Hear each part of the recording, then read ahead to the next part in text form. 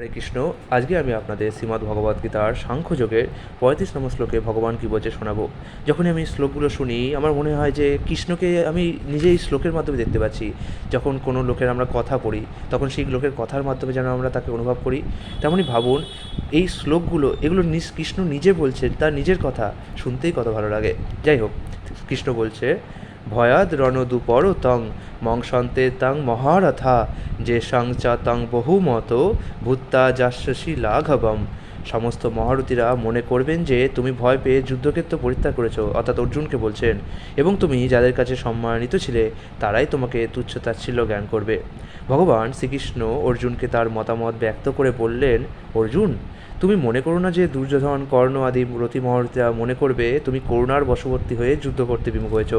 তারা বলবে তুমি প্রাণ ভয়ে ভীত হয়ে যুদ্ধক্ষেত্র থেকে পলায়ন করেছ, ফলে তোমার প্রতি তাদের যে উচ্চ ধারণা আছে তা নস্যাৎ হবে। এখানে ভগবান আমাদের পরিষ্কারভাবে বলে দিচ্ছেন, যখন আমাদের শত্রুরা আমাদের আক্রমণ করে আমাদের উচিত অবশ্যই তাদেরকে সমুচিত জবাব দেওয়া।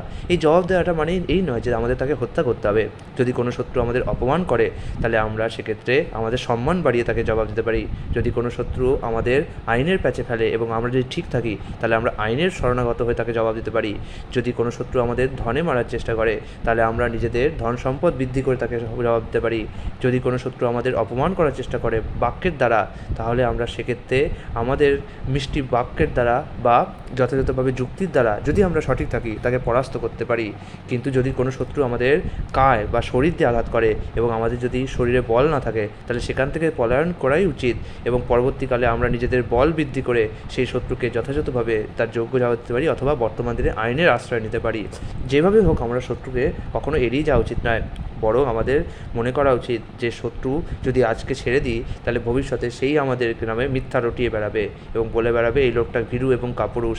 এবং কখনোই শত্রু যখন আক্রমণ করে এবং আপনি যদি তাকে পলায়ন করার সুযোগ দেন, মানে আপনি যদি পলায়ন করে তাকে করুণা করার সুযোগ দেন, সে কিন্তু সেটা কখনোই দেখবে না। সে ভাববে আপনি ভীরু কাপুরুষ, আপনার লড়াই করার শক্তি নেই, এবং সে প্রতিনিয়ত আপনাকে আবার আঘাত করে যাবে। সে ততক্ষণ আঘাত করে যাবে যতক্ষণ না আপনি সন্তুষ্টি বোধ করবেন, সে সন্তুষ্টি বোধ করবে।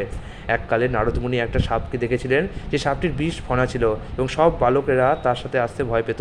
নারদমুনি সাপটিকে বললেন, ওহে, তুমি যে বালকগুলিকে ভয় দেখিয়ে বিষাক্ত দংশন করছো, এতে তোমার নরকগতি হবে। সেই কথা শুনে সেই সাপটি কী করলো, তার পরের দিন থেকে বালকদের আঘাত করা ছেড়ে দিল। তো এর ফলে কী হলো, সবাই ভাবলো যে এই সাপটির তো এখন বিষ দাঁত চলে গিয়েছে, ফলে সবাই তাকে মারতে শুরু করলো। তারপরে নারদমুনি একদিন তার কাছে এলেন, তখন সাপটি তার দুরবস্থার কথা জানালো। নারদমুনি বললেন, ওহে মূর্খ, আমি তোমাকে বিষ দাঁত দিয়ে আঘাত করতে মানা করেছি, কিন্তু ফণা তুলতে তো বলিনি। সুতরাং তুমি যদি তোমার ফণা তুলে তাদেরকে জানান না দাও যে তোমার এখনও শক্তি আছে, নাহলে কিন্তু তোমাকে কেউই ছাড়বে না। যাই হোক, আগামী দিন আপনাদের 36 নম্বর শ্লোকটি বলবো। হরে কৃষ্ণ।